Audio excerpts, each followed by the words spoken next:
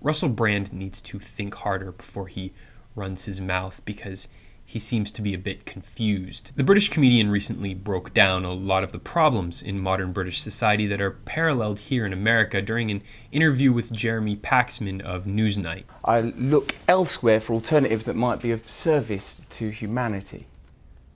Alternate means alternate political systems.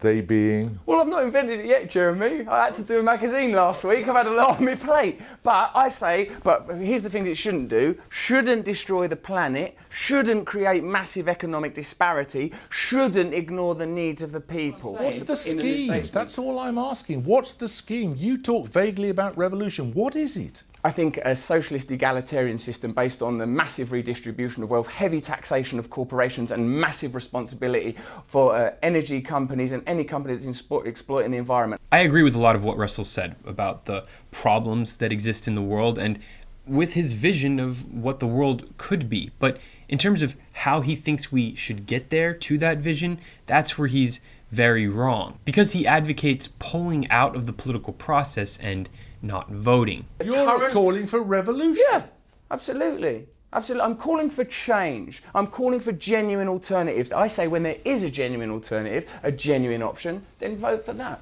But until then, don't bother.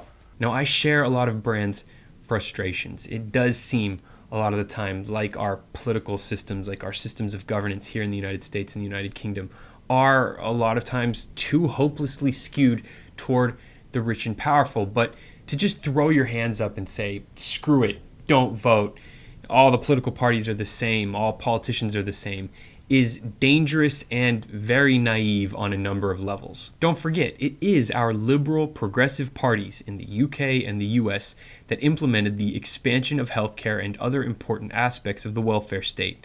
That's the kind of income redistribution Brand is calling for. And if given more control over the legislative process, the Liberal parties would strengthen their positions on those social welfare issues and raise taxes on wealthy individuals and corporations. And the only way we're going to achieve that kind of change, the kind of change that brought Barack Obama to the White House here in the United States, is to become more engaged in the political process through organizing and voting, not withdrawing. We've seen great progress already under President Obama, despite the arguments from the trolls and misinformers. We haven't come close to solving every problem, not by a long shot. It's going to take time and a lot of hard work and determination, something an overpaid entertainer like Russell Brand clearly knows little about. In America, anyone who thinks there is no difference between Obama and what a McCain or Romney presidency would have brought us simply doesn't know what they're talking about. The same can be said for the differences between the policy positions of the current British Prime Minister, David Cameron, and his predecessor, Gordon Brown. Brand, like many others, loves to rant and rail about the problems that the selfish elites in our societies are perpetuating, but then he turns right around and plays right into the perpetuation of those problems by advocating non-participation in our political system.